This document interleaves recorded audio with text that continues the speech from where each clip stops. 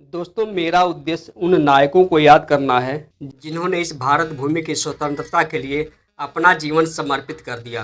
तो आज इसी कड़ी में बात करेंगे एक ऐसे क्रांतिकारी की जो मात्र 30 साल की उम्र में अपने देश की स्वतंत्रता के लिए फांसी पर चढ़ गए। इतना ही नहीं, इन्होंने अपनी क्रांतिकारी गतिविधियों के कारण अंग्रेजों की नाक में दम कर दिए और देश के युवाओं के लिए एक मिसाल कायम की। दोस्तों नमस्कार, मैं नागेंद्र प्रजापति, आपका स्वागत है मेरे इस YouTube चैनल पर। दोस्तों, इनका जन्म 11 जून 1897 को उत्तर प्रदेश के शाहजहांपुर जिले में खिरनी बाग मोहल्ले के एक तोमर राजपूत परिवार में मुरलीधर और मूलमती देवी के घर पर हुआ। इनके जन्म के पूर्व उनकी मां एक पुत्र को खो चुकी थी, अतः माता पिता ने अपने इस बच्चे की जन्म कुंडली बनवाई और जादू टोने का भी सहारा लिया। एक खरगोश लाकर उस नवजात शिशु के ऊपर उतार कर आंगन में छोड़ दिया गया, तो वह खरगोश आंगन में 2-4 चक्कर लगाए और फौरन ही मर गया।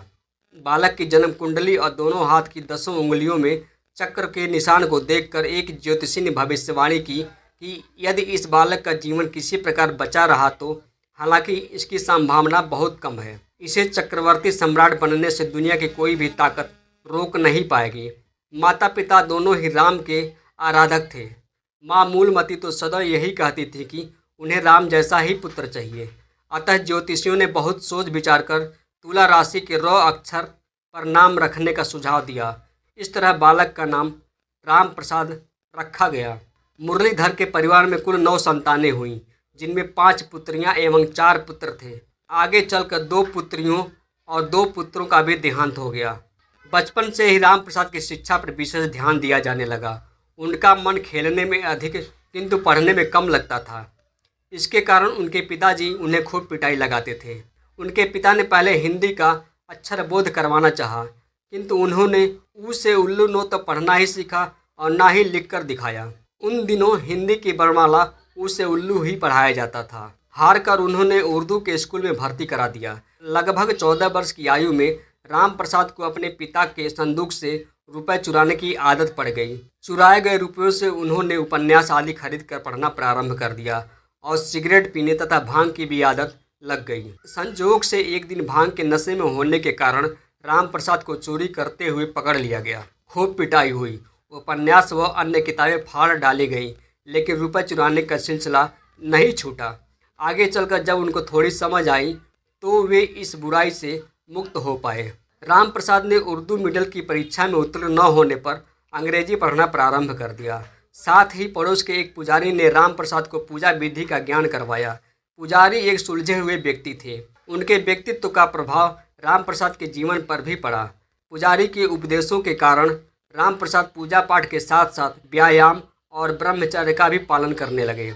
दोस्तों, इसी दौरान मंदिर में आने जाने वाले मुंशी इंद्रजीत से उनका संपर्क हुआ। मुंशी इंद्रजीत ने राम प्रसाद को आर्य समाज के बारे में बताया और स्वामी दयानंद सरस्वती की लिखी हुई पुस्तक सत्यार्थ प्रकाश पढ़ने को दी।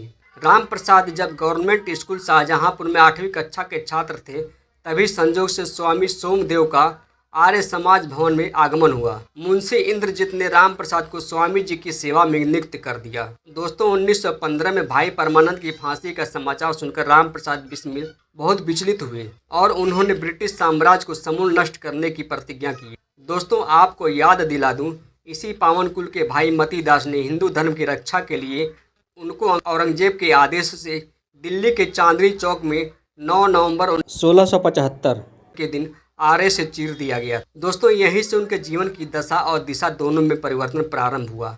एक ओर सत्यार्थ प्रकाश का गंभीर अध्ययन, दूसरी ओर स्वामी सोमदेव के साथ राजनीतिक विषयों पर खुली चर्चा से उनके मन में देश प्रेम की भावना जागृत हुई। सन 1916 के कांग्रेस अधिवेशन में उनका परिचय केशव बलीराम हेडगेवार, सोमदेव शर्मा, मुकुंदी लाल जैसे लोगों से हुआ। उन्होंने एक पुस्तक की भी रचना की जिसका नाम रखा गया अमेरिका की स्वतंत्रता का इतिहास। इस पुस्तक में अमेरिकी लोगों की स्वतंत्रता की लड़ाई, उनकी एकता और उन लोगों के संघर्ष का बखूबी वर्णन किया। अपने इस पुस्तक के माध्यम से अमेरिकी क्रांति से सीख लेते हुए भारत में अंग्रेजों से लड़ रहे नवयुगों को प्रेरित किया। दोस्तों, यह पुस्तक गणेश प्रसाद के प्रबंध से कुर्मी प्रेस, लखनऊ में सन 1916 में प्रकाशित हुई। राम प्रसाद ने यह पुस्तक अपनी माताजी से 2 बार में 200 रुपये लेकर प्रकाशित करवाया। इसका उल्लेख उन्होंने अपनी आत्मकथा में किया है।